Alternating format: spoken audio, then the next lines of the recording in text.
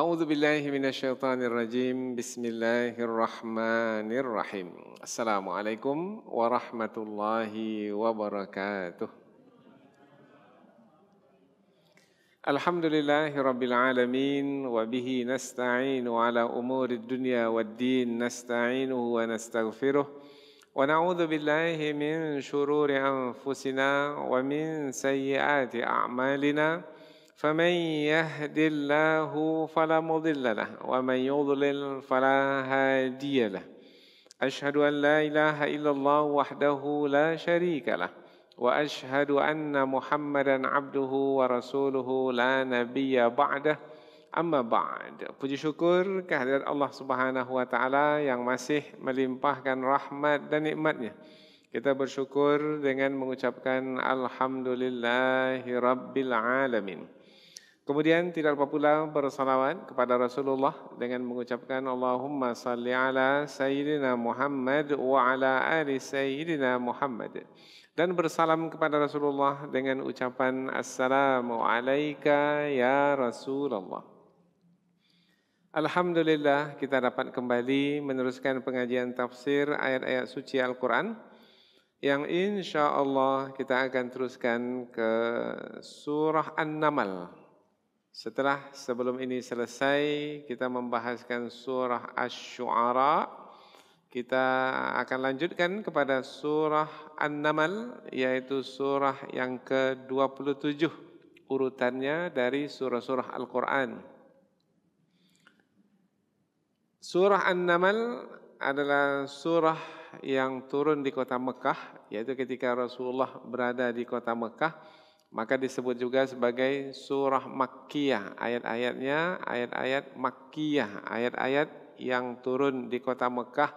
Nah, biasanya ciri-cirinya adalah menegaskan tentang tauhid, tentang keimanan kepada Allah Subhanahu wa taala. Juga menegaskan tentang rukun-rukun iman yang lain, yaitu keimanan kepada kitab suci Al-Quran sebagai kitab suci yang turun dari sisi Allah Subhanahu wa taala. Kemudian juga di surah An-Naml kita akan menjumpai penegasan terhadap hari akhirat sebagai hari pembalasan. Jadi mudah-mudahan insya-Allah apabila kita mempelajari ayat-ayat yang terdapat di surah An-Naml ini, mudah-mudahan bertambah keimanan kita kepada Allah Subhanahu wa taala. Kemudian bertambah pula keyakinan kita kepada hari akhirat sebagai hari pembalasan, maka kita menjadi lebih bersungguh-sungguh lagi dalam beramal saleh. Karena dengan keimanan kepada Allah, kemudian kita buktikan dengan amal-amal yang kita kerjakan, maka semua yang kita lakukan itu tidak akan sia-sia. Apa sebab? Sebab semuanya akan diberi balasan oleh Allah Subhanahu wa taala. Sebanyak mana yang kita lakukan ketika di dunia ini, maka sebanyak itu pula yang akan dibalas oleh Allah Subhanahu wa taala. Tidak ada satu pun yang akan ditinggalkan. La yughadiru saghiratan wala kabiratan illa ahsaha. Semua yang kita lakukan ini ditulis oleh Allah Subhanahu wa taala. Yang besar ditulis, yang kecil pun ditulis. Yang nampak oleh manusia ditulis, yang tersembunyi dari pandangan manusia pun juga ditulis. Semua ditulis untuk dibalas. Maka di 6 ayat yang akan kita pelajari dari awal surah An-Naml ini menerangkan tentang keimanan kita kepada Al-Quran sebagai kitab suci yang turun dari sisi Allah Subhanahu wa taala. Kemudian juga keimanan yang kita buktikan dengan amal, yaitu dengan ibadah salat yang kita dirikan dan zakat yang kita bayarkan. Kemudian juga keimanan kita kepada hari akhirat sebagai hari pembalasan, sehingga kita menjadi bersungguh-sungguh di dalam beramal sebelum kematian tiba. Tetapi apakah semua manusia beriman? Tidak. Jadi mulai dari masa Rasulullah, sebenarnya sebelum itu pun juga pada masa-masa Rasul-Rasul yang terdahulu, Ada yang beriman kepada Rasul yang diutus, ada yang tidak mau beriman, kafir. Ada yang tidak mau beriman kepada Rasul yang diutus. Maka yang tidak beriman kepada Nabi Muhammad sallallahu alaihi wasallam, tak percaya kepada Nabi Muhammad sebagai rasul, tidak percaya kepada Al-Qur'an yang diterima oleh Rasul, yang disampaikan oleh Rasul. Nah, mereka yang tidak beriman ini, mereka dihiaskan oleh Allah Subhanahu wa taala tentang kehidupan dunia ini, sehingga mereka dengan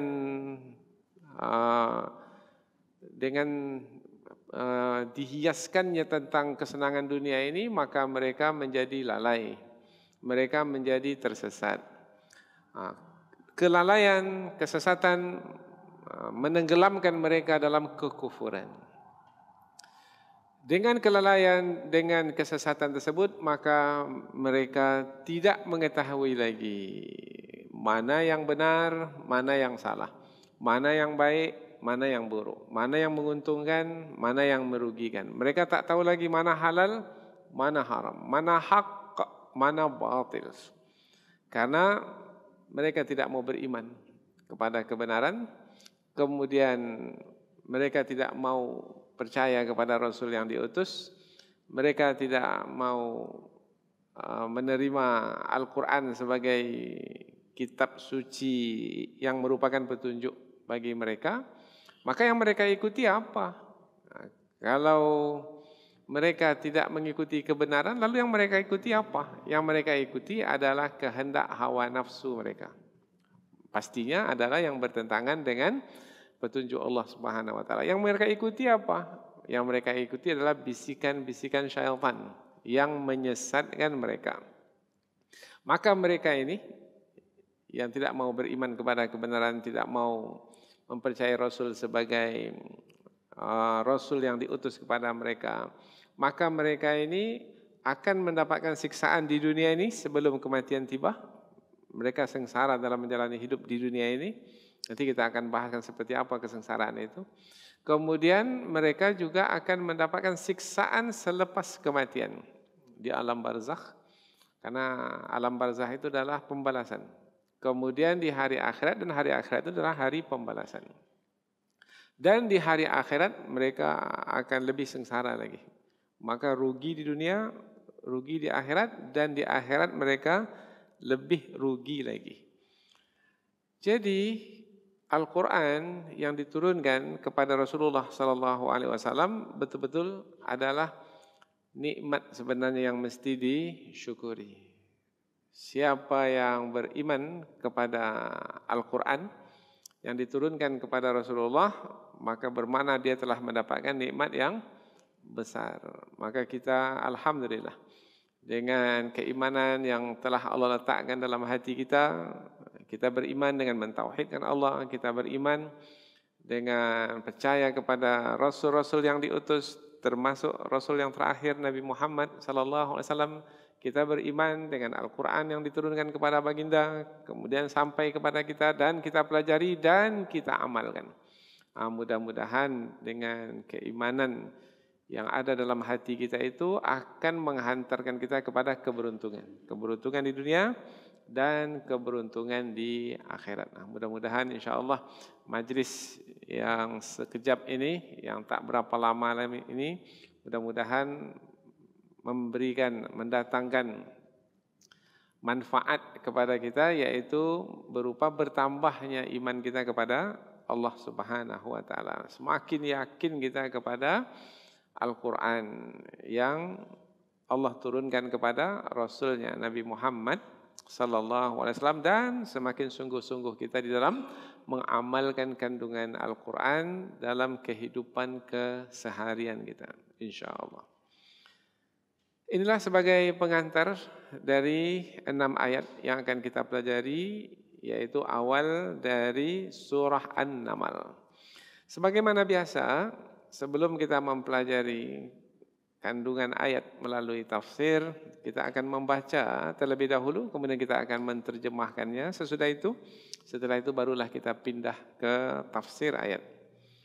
Allah Subhanahu wa taala berfirman, A'udzu billahi minasyaitonir rajim. Bismillahirrahmanirrahim. Tasin. Tilka ayatul Qur'ani wa kitabim mubin. Hudaw wa busyra lil mu'minin. الذين يقيمون الصلاة ويؤتون الزكاة وهم بالآخرة هم يوقنون إن الذين لا يؤمنون بالآخرة زينا لهم أعمالهم فهم يعمهون أولئك الذين لهم سوء العذاب وهم في الآخرة هم الأخسرون وإنك لتلقى القرآن من لدن حكيم عليم. Allah Subhanahu wa taala berfirman, Bismillahirrahmanirrahim, dengan nama Allah yang Maha Pengasih lagi Maha Penyayang. Tasin. Tilka, itulah dia ayat-ayat Al-Quran, wa kitab, dan ayat-ayat kitab suci, mubin, yang menjelaskan kebenaran. Hudan sebagai petunjuk, wa busyra sebagai berita gembira, lil mu'minin bagi orang-orang beriman. Siapa orang-orang beriman itu? Alladzina, orang-orang yang yuqimunas shalah, mendirikan salat, wa yu'tunaz zakah, dan membayarkan zakat, wa hum bil akhirati, dan mereka itu terhadap hari akhirat, atau boleh juga sedangkan mereka itu terhadap hari akhirat, hum, mereka itu yuqinun, yakin, mereka meyakininya. Inna, sesungguhnya, alladzina, orang-orang yang la yu'minuna, tidak beriman, bil akhirah, terhadap hari akhirat. Nah, ini kumpulan kedua. Tadi kumpulan orang-orang beriman, ini kumpulan orang-orang yang tidak beriman. Zayyanna, kami hiaskan, lahum, kepada mereka, a'malahum, perbuatan-perbuatan mereka. Fahum, lalu mereka itu ya'mahun, atau maka mereka itu tersesat.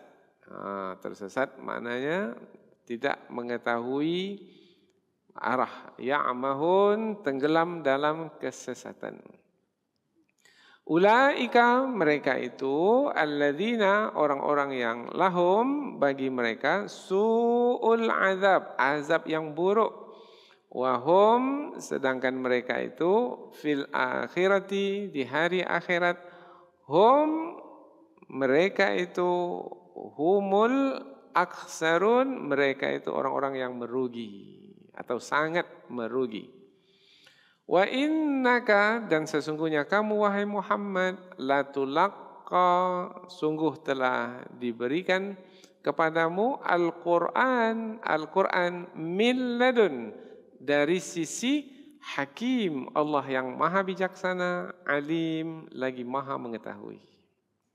Ini terjemahan harfiah, yaitu kata per kata. Kemudian kita terjemahkan secara langsung dari awal. Dengan nama Allah yang Maha Pengasih lagi Maha Penyayang. Tasin, itulah ayat-ayat Al-Quran dan ayat-ayat kitab yang menjelaskan. Sebagai petunjuk dan berita gembira bagi orang-orang beriman. Yaitu orang-orang yang mendirikan salat dan membayarkan zakat, dan mereka itu yakin terhadap hari akhirat. Sesungguhnya orang-orang yang tidak beriman kepada hari akhirat, kami hiaskan bagi mereka perbuatan mereka, maka mereka itu tenggelam dalam kesesatan. Mereka itulah orang-orang yang bagi mereka azab yang buruk, sedangkan mereka di hari akhirat kelak adalah orang-orang yang paling merugi. Dan sesungguhnya kamu wahai Muhammad sungguh telah diberikan Al-Quran dari sisi Allah yang maha bijaksana lagi maha mengetahui. Jadi ayat-ayat yang kita pelajari ini adalah menerangkan tentang kedudukan Al-Quran. Kedudukan Al-Quran yang berharga, yang bernilai. Bagi siapa? Bagi orang-orang beriman. Bagi orang-orang beriman, Al-Quran itu berharga sekali. Karena manfaat dari Al-Quran itu akan menghantarkan mereka kepada keberuntungan. Yaitu mereka mendapatkan kesenangan, kebaikan di dunia ini dan juga mendapatkan kesenangan dan kebaikan di akhirat nanti. Mereka dimasukkan ke dalam surga. Karena Al-Quran adalah sebagai petunjuk yang menghantarkan mereka ke tujuan, yaitu surga. Kemudian Allah Subhanahu wa Ta'ala juga menjelaskan tentang tidak semua manusia beriman kepada Al-Quran. Ada juga yang menolak Al-Quran. Mereka itu adalah orang-orang yang tidak percaya kepada hari akhirat. Sebenarnya orang yang tidak percaya kepada hari akhirat dalam waktu yang sama sebenarnya ia adalah juga tidak percaya kepada Allah Subhanahu wa Ta'ala. Apa sebab? Sebab yang memberitahukan tentang adanya hari akhirat itu siapa? Allah. Jadi apabila Allah memberitahukan bahwasanya di sana ada hari akhirat. Hari akhirat adalah hari pembalasan. Kemudian manusia tidak percaya kepada hari akhirat, pada hari pembalasan. Padahal yang menerangkannya adalah Allah, berarti sama dengan tidak percaya kepada Allah Subhanahu wa Ta'ala. Maka dua-dua biasanya dekat-dekat, beriman kepada Allah dan beriman kepada hari akhirat. Biasanya disebut dekat-dekat. Beriman kepada Allah, beriman kepada hari akhirat. Sebenarnya satu kesatuan. Yang tidak beriman kepada Allah tak akan beriman kepada hari akhirat. Yang tidak beriman kepada hari akhirat tidak beriman kepada Allah Subhanahu wa Ta'ala. Karena hari akhirat itu adalah gaib, sesuatu yang tak mampu dicapai oleh panca indera. Nah, lalu mengapa kita percaya kepada hari akhirat? Karena kita percaya kepada Allah yang memberitakan yang gaib. Nah, apabila tidak percaya kepada Allah, maka tidak akan mungkin percaya kepada perkara-perkara yang gaib. Maka orang-orang beriman adalah orang-orang yang percaya kepada yang gaib. Alladzina yu'minuna bil ghaib. Nah, seperti yang kita jumpai di awal surah Al-Baqarah.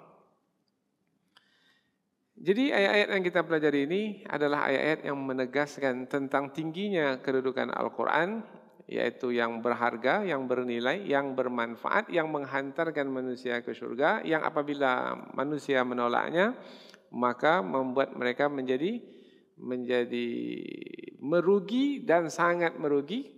Mereka tidak mendapatkan balasan kebaikan apa-apa di akhirat, bahkan karena mereka gagal dalam ujian hidup di dunia, yaitu tidak beriman, maka mereka ditempatkan di dalam neraka jahanam. Mereka disiksa di dalam neraka selama-lamanya. Demikianlah tingginya kedudukan Al-Quran. Dan Al-Quran yang tinggi kedudukannya itu bukan dari sisi Rasul. Bukan Al-Quran itu datangnya dari diri Rasulullah sendiri, bukan.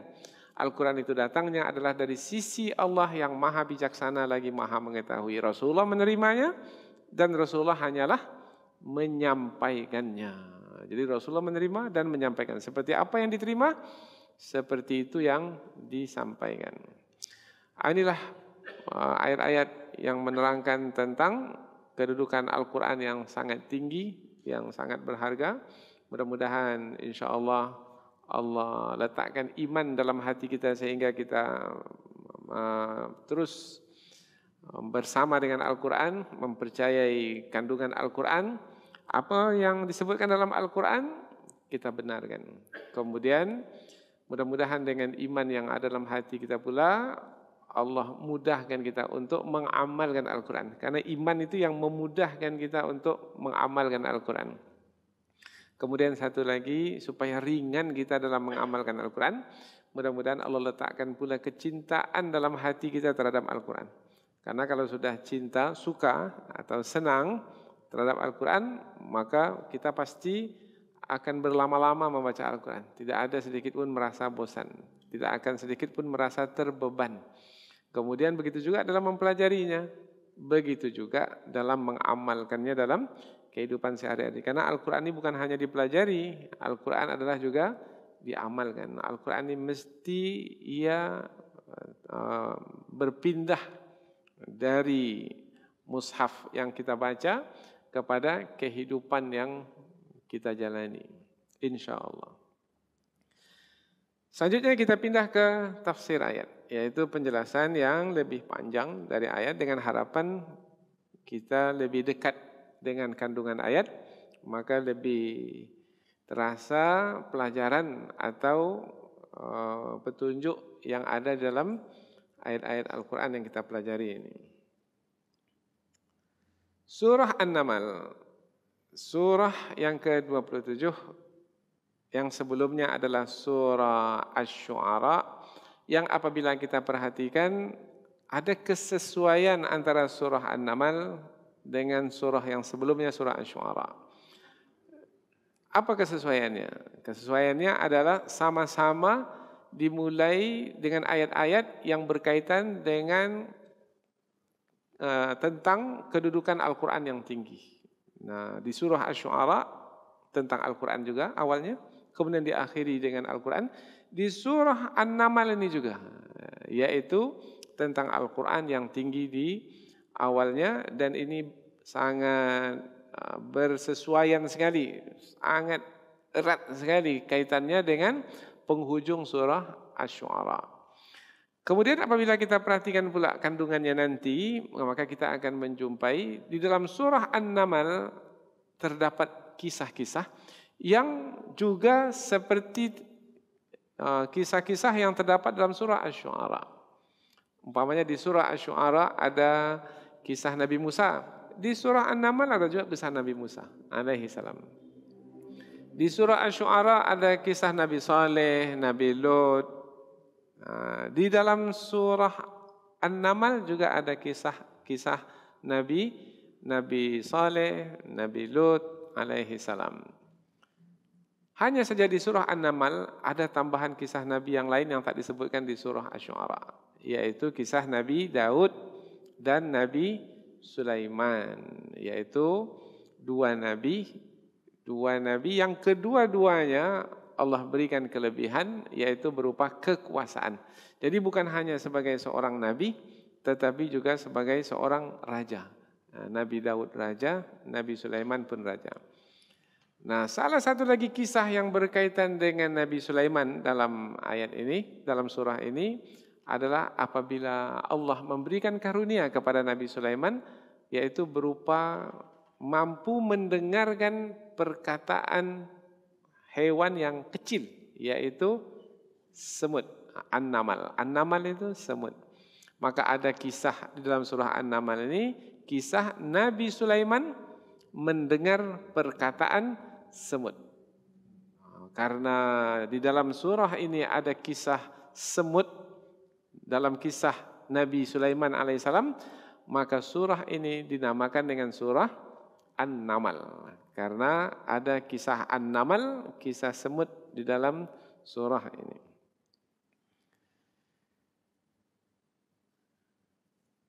Ayat yang pertama dari surah An-Naml, Ta-Sin.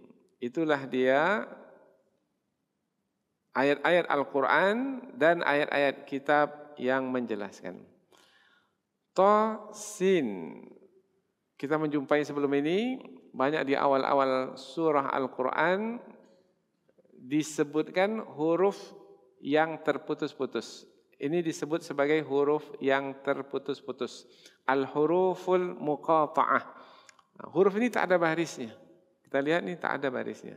Kita tidak menyebutnya ta, ti, tu. Tidak. Tak ada barisnya. Lalu membacanya bagaimana? Kita menyebut nama huruf itu. Nama huruf itu ta. Nama huruf itu sin. Sama juga nama huruf itu qaf. Qaf. Ada lagi nama huruf itu alif, lam, mim. Jadi membacanya adalah dengan menyebut nama huruf itu. Dia tidak berbaris. Lalu apa makna dari huruf yang terputus-putus berada di depan surah ini, biasanya di hadapan surah. Apa maknanya? Apa tujuannya? Apa manfaatnya? Tujuannya adalah di antara tafsir para ulama adalah untuk menerangkan bahwasanya Al-Quran yang 30 juz ini, yang ribuan ayatnya ini adalah berbahasa Arab yang kata-katanya itu adalah dari huruf-huruf ini, yaitu huruf ta, huruf sin. Kalau di surah yang lain huruf alif, huruf lam, huruf mim, huruf qaf, huruf nun. Kata-katanya adalah dari huruf-huruf ini. Huruf-huruf tersebut adalah huruf-huruf yang juga digunakan oleh bangsa Arab untuk berkata-kata. Bangsa Arab itu juga berkata dengan huruf ta, ya. Dengan huruf sin, ya. Ketika mereka menyebut tariq, at-tariq, mereka pasti menyebut ta, huruf ta ada di dalamnya. Sin umpamanya, kalau kita mustaqim, ada sif di dalamnya.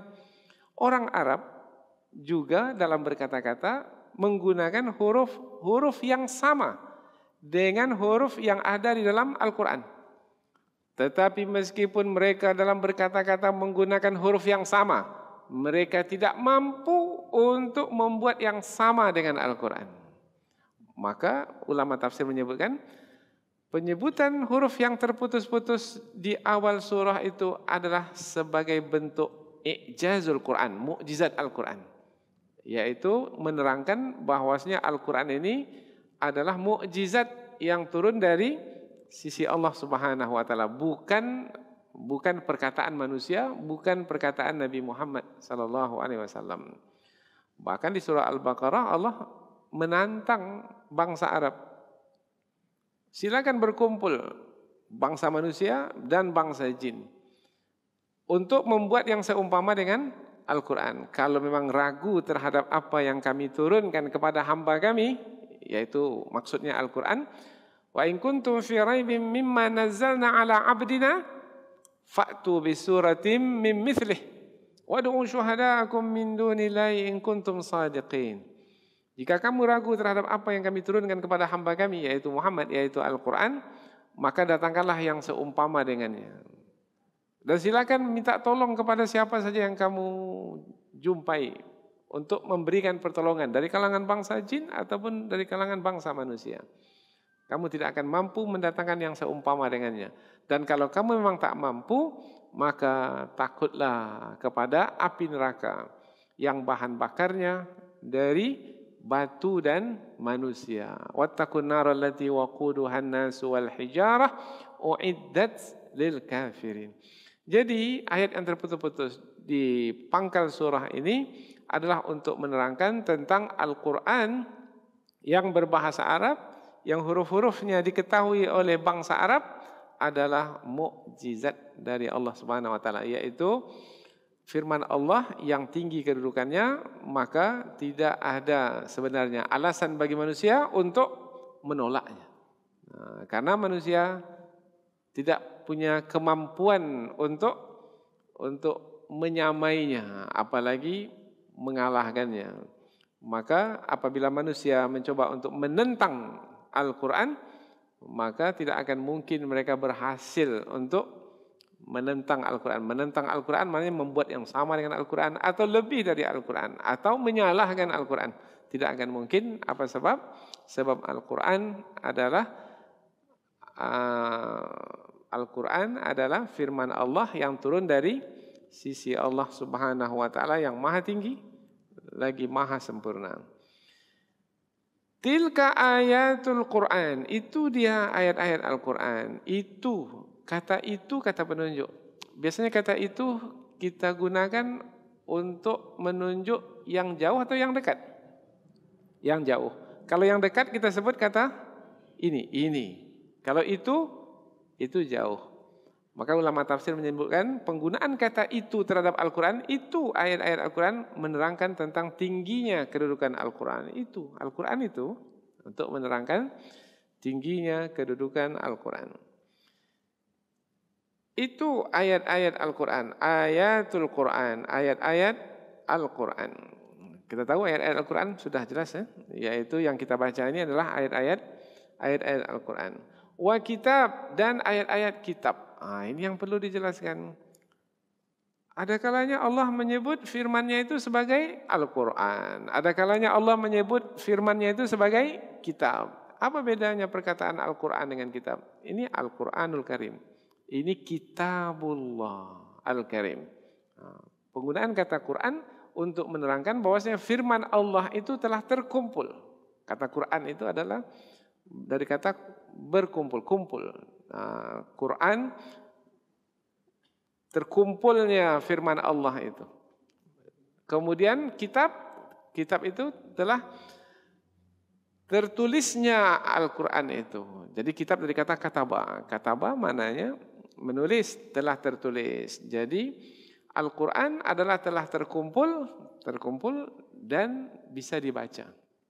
Kemudian kitab yang Al-Quran tertulis sudah terhimpun dalam satu kitab. Mulai dari awal kita bisa membacanya dari Al-Fatihah sampai ke akhirnya. Jadi dua perkataan ini untuk menerangkan tentang sifat Al-Quran. Quran itu adalah firman Allah yang telah terkumpul, dan Al-Quran itu adalah firman Allah yang telah tertulis. Kemudian ada sifat mubin yang menjelaskan. Al-Quran kemudian juga disebut sebagai Alkitab, isinya adalah firman-firman Allah, adalah sebagai yang menjelaskan. Menjelaskan apa? Menjelaskan mana yang baik, mana yang buruk. Dengan Al-Quran kita tahu mana yang bermanfaat, mana yang mendatangkan mudarat, mana yang menguntungkan, mana yang merugikan. Tanpa Al-Quran kita tak tahu mana halal, mana haram. Maka dengan Al-Quran sebagai yang menjelaskan, maka kita mengetahui. Dengan Al-Quran yang menjelaskan, kita menjadi mudah dalam menjalani hidup. Karena kalau kita tak tahu mana baik, mana buruk, susah kita menjalani hidup. Mana yang menyelamatkan, mana yang mencelakakan, kalau kita tak tahu, maka susah kita menjalani hidup. Tapi kalau menjelaskan, ada yang menjelaskan, mudah.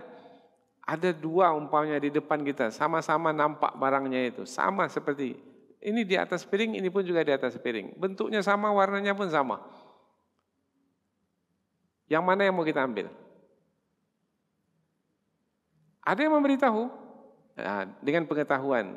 Salah satu dari yang dua itu adalah racun yang akan mencelakakan kita. Yang satu lagi adalah makanan yang bermanfaat bagi kita. Yang mana yang mau kita ambil?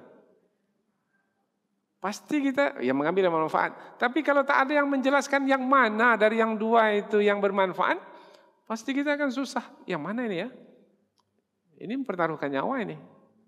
Ambil yang ini. Ini jangan-jangan ini adalah racun yang akan mencelakakan, membunuh saya. Maka dengan adanya penjelasan, yang sebelah kanan ini adalah makanan yang bermanfaat. Yang satu lagi ini adalah racun yang akan mencelakakan. Dengan penjelasan itu, maka bagaimana? Kita ketika mau mengambil salah satu dari yang dua, mudah, senang. Berarti Al-Quran yang merupakan penjelas mana yang baik, mana yang buruk itu memudahkan kita dalam menjalankan kehidupan. Tilka ayatul Qur'ani wa kitabim mubin. Ada juga ulama tafsir ini melihat, memperhatikan Al-Quran ini pakai alif lam. Kemudian wa kitab ini tidak memakai alif lam. Semestinya kitab ini juga memakai alif lam karena dia ma'rifah. Tapi mengapa tidak menggunakan alif lam? Oh, rupanya ada dari ilmu Al-Quran, yaitu ketika dihilangkan alif lamnya itu untuk menerangkan tentang keagungan, tentang kebesaran, ketinggian Al-Quran itu. Jadi litafkhim, untuk menerangkan kebesaran Al-Quran itu. Wa kitabim mubin. Berarti ayat yang pertama ini menjelaskan bahwasanya Al-Quran itu adalah yang telah terkumpul, yang bisa dibaca, kemudian yang telah tertulis dan mudah untuk kita dapatkan, kemudian mengandung penjelasan yang mudah pula bagi kita untuk mengamalkannya dalam kehidupan sehari-hari. Sehingga bermanfaat bagi kita dalam menjalani hidup ini. Berarti apabila Al-Quran sebagai yang menjelaskan dan Al-Quran itu tidak ada, bagaimana suasana hidup kita jadinya? Pasti kita akan sengsara. Andaikan tidak adalah Al-Quran turun, tidak ada firman Allah yang diturunkan, kitab-kitab terdahulu sudah tidak ada pula lagi. Taurat sudah hilang, Zabur sudah tak ada, Injil sudah diangkat oleh Allah Ta'ala. Kalau Allah tidak turunkan Al-Quran, bagaimana nasib manusia pada hari ini? Akan sengsara sekali. Bagaimana menjalin hubungan antara suami istri, kita tak bisa. Apa sebab? Kita tak tahu mana yang lebih baik, yang terbaik untuk membawa keluarga itu seperti apa. Untuk membesarkan anak kita tak tahu. Dalam mencari rezeki kita tak tahu mana yang baik, mana yang buruk. Dalam mengurus negeri kita tak tahu. Karena tak tahu mana yang baik, mana yang buruk. Mana yang menguntungkan, mana yang mendatangkan mudarat, kita tak tahu.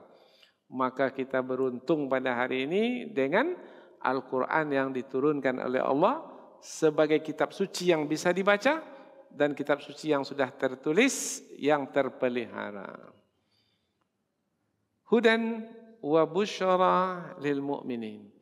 Al-Quran itu adalah sebagai hudan, petunjuk. Kalau disebut kata petunjuk, berarti adalah yang menghantarkan kita ke tujuan. Petunjuk itu adalah yang menghantarkan atau yang membawa kita ke tujuan. Tapi kapan baru petunjuk sebagai petunjuk yang akan menyampaikan kita ke tujuan? Kalau petunjuk itu diikuti. Petunjuk itu diikuti. Selalu kita menyebut contohnya ini, yaitu petunjuk di tepi jalan. Petunjuk di tepi jalan, tujuan kita kemana?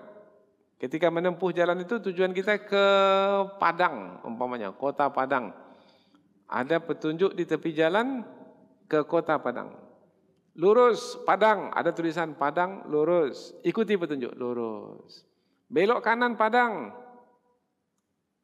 Kalau mau ke Padang belok kanan atau belok kiri? Petunjuknya belok kanan. Ikuti petunjuk belok kanan.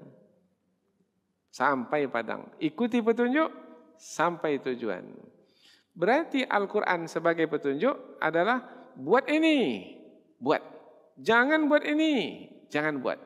Apabila kita mengikuti petunjuk Al-Quran, ada perintah dalam Al-Quran kita lakukan, ada larangan dalam Al-Quran kita tinggalkan, maka sampai ke tujuan. Tujuan kita dalam hidup ini kemana?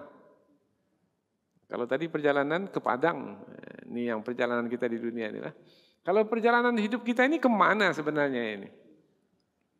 Ke surga. Kita ingin sampai ke surga. Karena ujung dari perjalanan hidup manusia itu dua saja tempat yang akan ditempati oleh manusia, yaitu surga, tempat yang menyenangkan, dan satu lagi neraka, tempat yang menyengsarakan. Hudan, petunjuk adalah yang menghantarkan kita ke tempat yang menyenangkan, yaitu surga. Berarti tanpa Al-Quran, mungkinkah manusia bisa sampai ke surga? Tidak. Wa busyra, dan sebagai berita gembira. Kalau disebut berita gembira, berarti berita itu membuat kita gembira. Apa yang biasanya membuat kita gembira? Yaitu kebaikan, kesenangan yang membuat kita gembira. Umpamanya, kalau kita berdagang, apa berita gembira?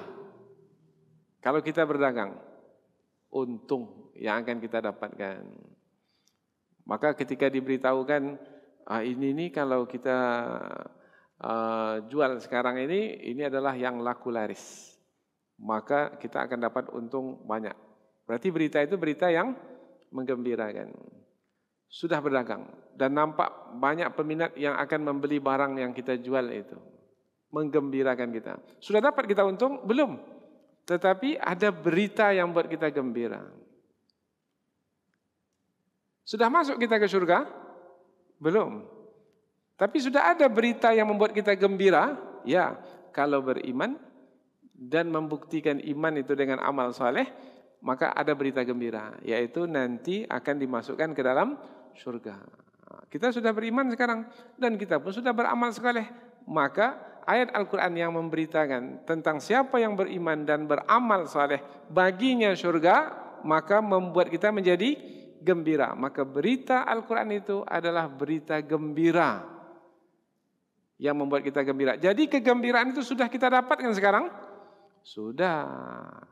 Tapi bagi siapa berita itu menjadi berita gembira? Bagi yang beriman dan beramal saleh. Al-Quran isinya di dalam adalah berita gembira. Umpamanya lah kita sebut ayat Al-Quran bahwasanya siapa yang membaca ayat-ayat Allah, yang mendirikan salat, yang menginfakkan harta secara terang-terangan dan sembunyi-sembunyi, maka mereka itu akan mendapat pergangan yang tidak akan merugi, dan Allah akan sempurnakan bagi mereka balasan mereka, dan Allah akan tambahkan lagi karunia untuk mereka, dan bagi mereka itu nanti adalah surga. Mereka akan masuk ke dalam surga Adnan. Mereka akan masuk ke dalam surga Adnan, yang di dalamnya mereka akan diberi perhiasan dari emas dan juga dari mutiara, dan mereka itu kekal dalam surga itu selama-lamanya. Sudah masuk surga kita sekarang? Belum. Beritanya sudah sampai? Sudah. Dan berita itu menggembirakan kita. Nah, jadi orang-orang beriman akan bergembira mulai dari sekarang ini, dan akan terus bergembira, sudah bergembira pada saat ini, dan akan terus bergembira sampai ke hari akhirat kelak. Jadi kalau mau senang hidup, beriman dan beramal saleh, karena yang beriman dan beramal saleh adalah layak untuk mendapatkan kegembiraan. Dari mana kita dapatkan berita kegembiraan itu? Dari Al-Quran. Apabila Allah melalui Al-Quran menyampaikan berita gembira kepada kita, pasti atau tidak? Berita gembira itu. Nah, contoh mudah ini buat bandingan. Dan ini selalu juga kita ulang contoh ini. Ada suami istri sudah lama berumah tangga. Mereka ingin dapatkan anak tapi belum juga kunjung dapat anak. Sudah sekian tahun, dah 10 tahun lebih. Kemudian istri ini merasa lain rasanya ini. Maka suaminya pun bawa ke dokter untuk diperiksa. Setelah diperiksa, mereka duduk di depan dokter. Dokter pun mengatakan, berita gembira untuk kamu berdua. Yaitu, wahai sang suami, istrimu ini berita gembira. Yaitu, telah mengandung. Maka kedua orang ini, suami istri ini, gembira atau tidak dengan berita yang disampaikan oleh dokter itu? Gembira. Sudah lahir anak? Belum. Baru berita. Tapi berita itu sudah cukup menggembirakan. Dan nanti kalau lahir anak? Oh, lebih gembira lagi. Berita gembira dari Allah Subhanahu wa Ta'ala tentang siapa yang beriman dan beramal saleh, untuknya surga. Sudah masuk surga sekarang? Belum.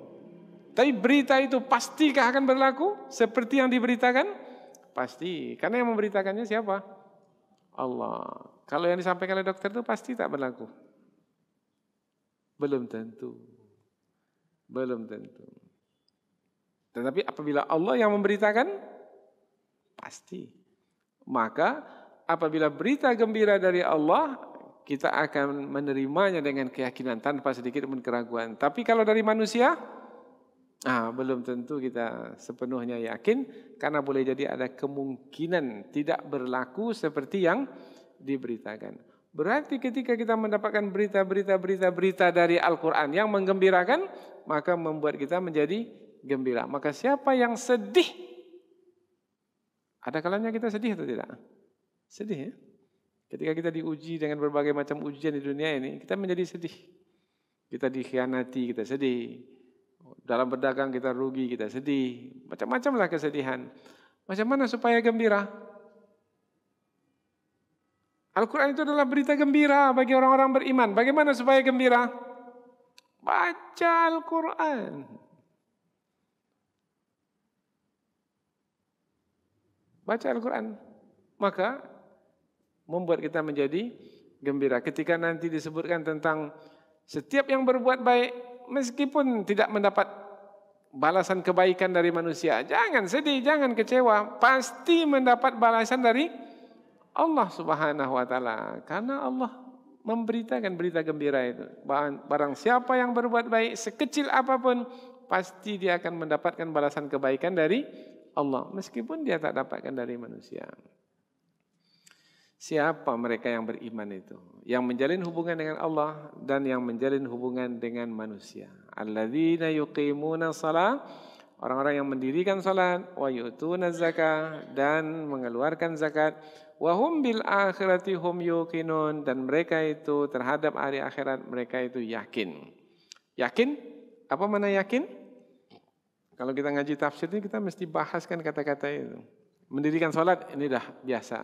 Kita fahami, kita dapatkan penjelasannya. Mengeluarkan zakat sudah biasa juga kita dapatkan penjelasannya. Dan terhadap hari akhirat mereka itu yakin. Yakin. Maknanya tidak ada keraguan sedikit pun. Kalau ada keraguan ibarat 100% lah. Kalau ada 1% saja, 1% saja tidak percaya bermakna ragu. Berarti keraguan itu ada keraguan yang sedikit, ada keraguan yang banyak.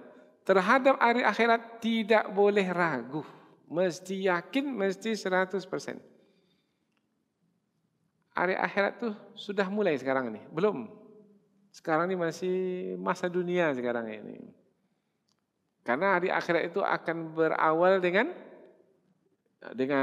kiamat, hancur langit dan bumi ini, kemudian diganti dengan langit dan bumi yang baru, maka mulailah hari akhirat.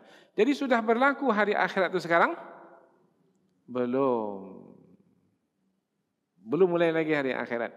Tapi hari akhirat itu pasti akan datang? Pasti. Ada keraguan? Kalau ada keraguan berarti tidak yakin. Macam mana bisa supaya tidak ragu? Maka mempercayai, meyakini Allah yang memberitakan hari akhirat. Maka apabila yakin kepada Allah yang menyampaikan tentang pastinya hari akhirat, maka akan meyakini pula pastinya hari akhirat itu. Jadi mempercayai Allah yang memberitakan, akan mempercayai apa yang diberitakan oleh Allah. Ada tidak manusia yang tak percaya pada hari akhirat? Ada. Banyak. Biasanya mereka yang tidak percaya kepada hari akhirat, mereka hanya akan memikirkan dan hanya akan sibuk dengan kehidupan dunia ini saja. Dan tanda-tanda orang yang percaya kepada hari akhirat itu adalah orang yang bekerja di dunia ini untuk mendapatkan balasan di hari akhirat. Jadi siapa orang yang percaya kepada hari akhirat, yang yakin kepada hari akhirat, adalah orang yang beramal di dunia ini untuk mendapatkan balasan. Dia yakin bahwasanya ia beramal tidak akan sia-sia, karena ketika ia yakin kepada hari akhirat sebagai hari pembalasan, ia akan mendapatkannya nanti di hari akhirat kelak. Maka kita lihat ada orang yang tak pernah kecewa dalam menjalani hidup di dunia ini ketika mereka beramal. Meskipun amal mereka itu tidak dihargai umpamanya, meskipun tidak mendatangkan hasil umpamanya, mereka tak akan pernah kecewa. Apa sebab? Sebab mereka beramal bukan untuk mendapatkan balasan di dunia ini. Apabila dapat di dunia ini, alhamdulillah. Apabila tidak dapat, tak akan kecewa. Apa sebab? Sebab di hari akhirat pasti dapat. Nah, dan yang di hari akhirat itu sempurna didapatkan, karena balasannya akan dilipat gandakan, tidak seperti yang di dunia ini. Dan kalaupun mendapatkan balasan di dunia, sifatnya hanya sementara.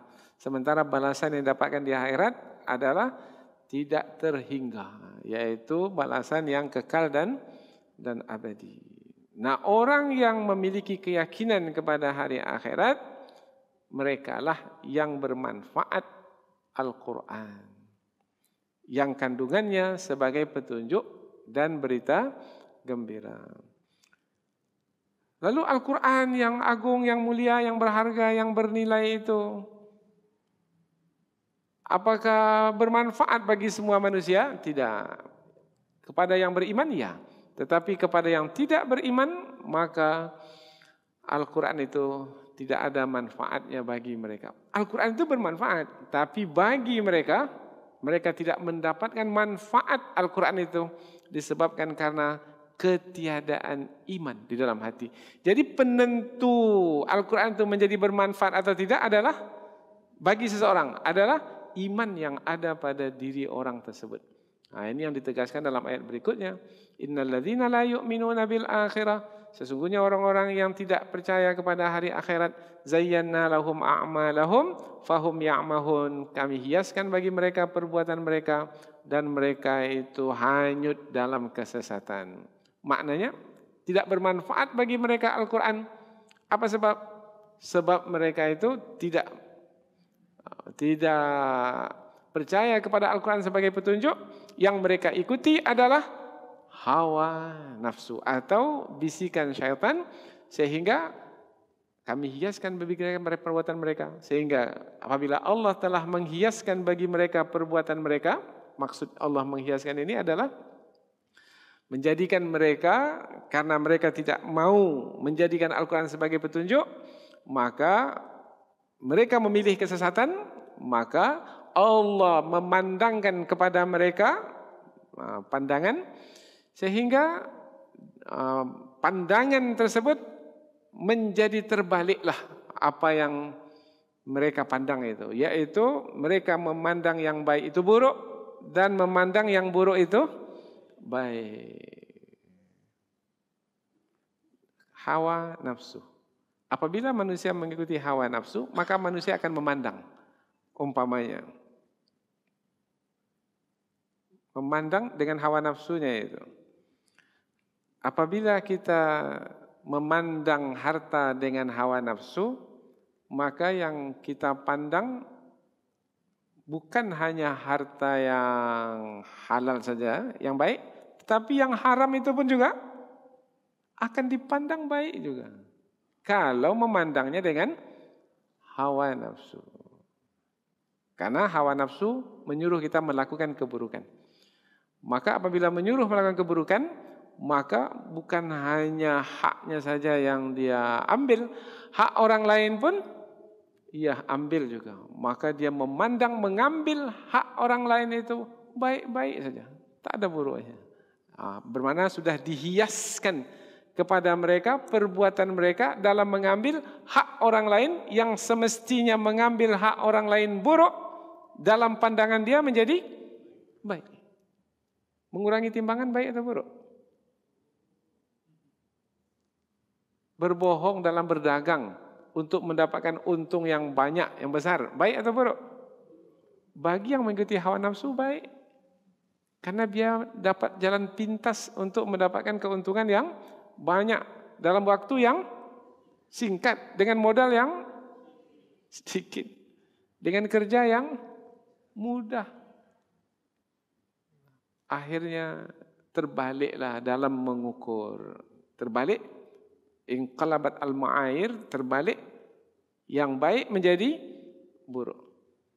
Nanti di akhir zaman umat Islamnya akan diuji dengan makhluk yang bisa menipu manusia, yaitu yang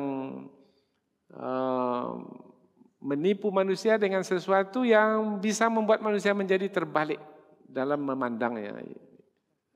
Makhluk yang dimaksudkan siapa? Dajjal. Sehingga yang benar dipandang oleh manusia salah, yang salah dipandang oleh manusia benar. Itu adalah kesesatan, hanyut dalam kesesatan, tidak mengetahui lagi mana yang benar, mana yang salah. Apa balasan yang akan diterima oleh orang yang tersesat, oleh orang yang tidak lagi mengikuti petunjuk, tapi mengikuti kehendak hawa nafsu? Mereka itu akan mendapatkan siksaan yang pedih di dunia ini, su'ul azab, azab yang buruk di dunia ini. Wa hum fil akhirah, dan mereka di hari akhirat mereka itu termasuk ke dalam golongan orang yang paling merugi. Berarti orang yang tidak mengikuti petunjuk Al-Quran di dunia ini akan sengsara, dan di akhirat pun juga akan sengsara, dan lebih sengsara lagi. Di dunia ini mereka sengsara juga? Iya. Karena jangan fahami bahwasanya kesenangan itu dengan harta yang banyak. Belum tentu harta yang banyak itu bisa membawa kepada kesenangan. Berapa banyak orang yang sengsara karena hartanya yang banyak, bukan karena kurang harta. Tidak. Apakah dengan kekuasaan itu kita menjadi senang? Tidak. Berapa banyak orang yang sengsara karena kekuasaannya. Karena yang membuat kita senang itu bukan kekuasaan itu. Karena kesenangan itu adalah pemberian dari Allah Subhanahu wa taala, dan itu hanya diberikan kesenangan itu, kesenangan yang hakiki, yang sejati itu hanya diberikan kepada orang-orang yang beriman. Orang yang hanya mengikuti kehendak hawa nafsu tidak pernah merasa senang. Apa sebab? Sebab hawa nafsu hanya menyuruh kepada keburukan. Kalau ia merasa senang, ia tertipu dalam kesenangan yang palsu. Wa innaka latulaqqal Qur'ana min ladun hakimin alim, dan sesungguhnya kamu wahai Muhammad telah diberikan kepadamu Al-Qur'an dari sisi Allah yang maha bijaksana lagi maha mengetahui. Al-Qur'an tadi yang diterima, diikuti oleh orang-orang yang beriman, dan ditolak dan diingkari oleh orang-orang yang tidak beriman kepada Allah, tidak beriman kepada hari akhirat, maka manusia akan terbelah kepada dua kumpulan tersebut sampai hari kiamat. Dan itu bukanlah yang menjadi penentu benar atau tidaknya Al-Quran, karena Al-Quran itu adalah firman Allah Subhanahu wa taala yang turun dari sisinya yang maha bijaksana lagi maha mengetahui kepada Nabi Muhammad sallallahu alaihi wasallam. Kebenaran Al-Quran ditentukan oleh hakikat dari penurunan Al-Quran itu dari sisi Allah yang maha bijaksana lagi maha mengetahui.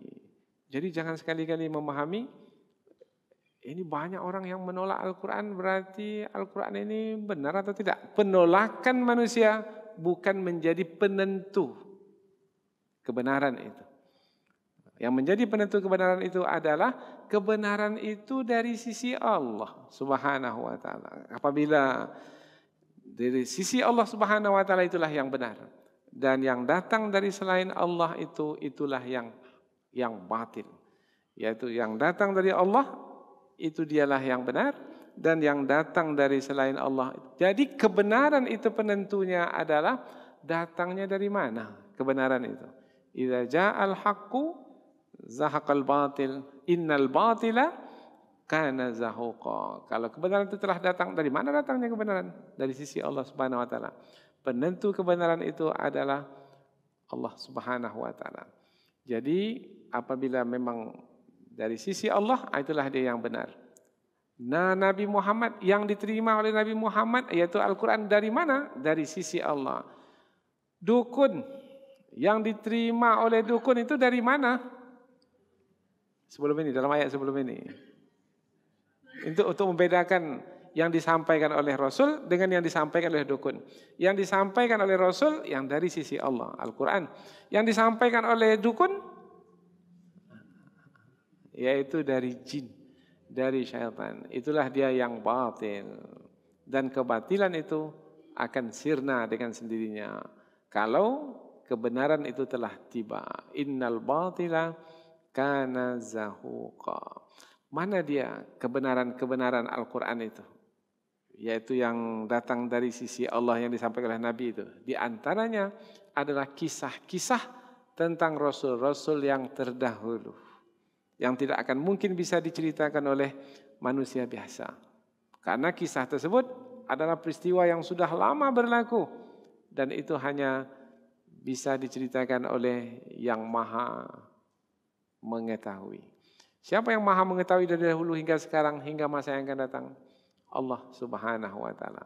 Jadi melalui kisah-kisah Al-Quran yang disampaikan oleh Rasul, menerangkan bahwasanya Al-Quran itu adalah dari sisi Allah Subhanahu wa taala, yaitu kitab suci yang benar yang datang dari sisi Allah Subhanahu wa taala yang maha benar. Subhanakallahumma wa bihamdika asyhadu an la ilaha illa anta wa astaghfiruka wa atubu ilaik. Wassalamualaikum warahmatullahi wabarakatuh.